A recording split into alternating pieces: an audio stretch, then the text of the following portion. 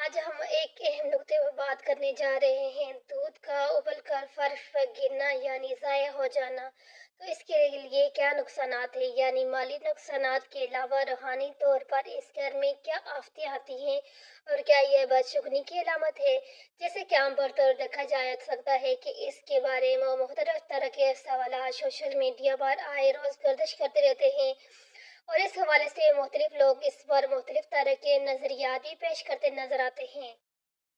لیکن اس کے پیچھے کی حقیقت کیا ہے، اس کے بارے میں ہم آپ کو بتانے جا رہے ہیں۔ اور دودھ جسے اللہ کا نور کہا جاتا ہے، اس بارے میں آپ کے ساتھ ایک ایسا واقعہ شیئر کرتے ہیں جو امام علی رضی اللہ تعالی عنہ کے ساتھ منسوب کیا گیا ہے۔ کہا جاتا ہے کہ دربار خلافت میں حضرت علی رضی اللہ تعالی عنہ کے پاس ایک خاتون آئی اور ہاتھ جوڑ کر عرض کرنے لگی، یا علی، ہمارے گھر میں جھگڑے بہت رہتے ہیں، ہر طرح تنگ دستی کا راج ہے، کوئی کسی سے محبت نہیں کرتا اور کوئی کسی کی خاطر اظہار نہیں کرتا، ایسا کیوں ہے؟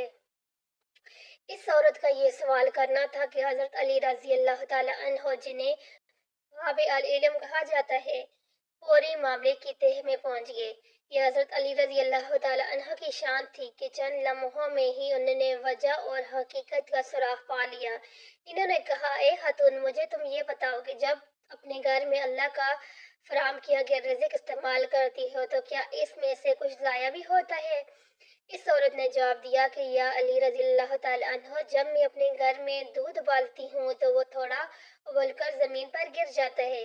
حضرت علی رضی اللہ تعالی عنہ نے جواب دیا کہ اے عورت، جب اللہ کا دیا گیا رزق پامال ہوتا ہے یعنی پیروں میں آتا ہے تو اس کی توہین ہوتی ہے، تو اس گھر میں رزق اڑ جاتا ہے، بے برکتی آ جاتی ہے۔ چنانچہ جب تنگ دستی اور غربت آتی ہے تو تمہارے گھر میں لڑائیاں جھگڑے ہوتے ہیں، پھر بے سکونی اور بے برکتی آتی ہے۔ تم اللہ کے دیے گئے رزق کی حرمت بحال کرو اور ضمانت کے لے لو کہ تمہارے گھر میں برکت اور سکون اور رحمت واپس لوٹ آئیں گے۔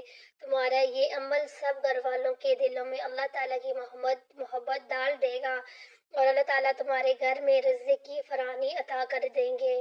خواتین و حضرات، بظاہر یہ بڑی معمولی سی بات لگتی ہے، لیکن ہم اکثر اپنے گھروں میں دیکھتے ہیں کہ مائیں بہنیں چولہے پر دودھ ابالنے کے لیے رکھ دیتی ہیں اور پھر وہ دودھ چولہے کی تیز آنچ پر ابلتا رہتا ہے۔ وہ اپنی بے حالی میں، بے دھیانی میں اس کو بھول جاتی ہیں اور اللہ کا نور، اللہ کا دیا گیا یہ رزق ضائع ہو جاتا ہے۔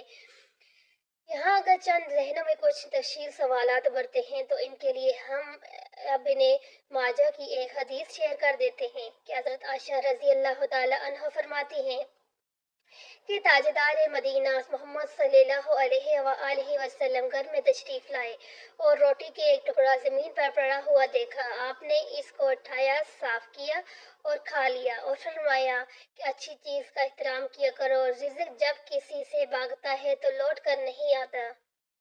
اللہ تعالیٰ سے دعا ہے کہ ہم سب کو ہدایت اور توفیق نصیب عطا فرمائے کہ ہم اس کے عطا کیے گئے رزق کو ضائع نہ کریں، اس کے عطا کیے گئے رزق کی توہین اور بے حرمتی نہ کریں اور اضافی رزق میں دوسروں کو بھی شریک کریں۔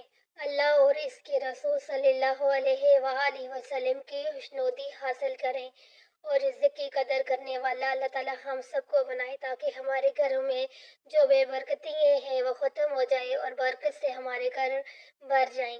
اللہ تعالیٰ ہمارے گھروں میں برکت کی رحمتیں نازل فرمائے، آمین۔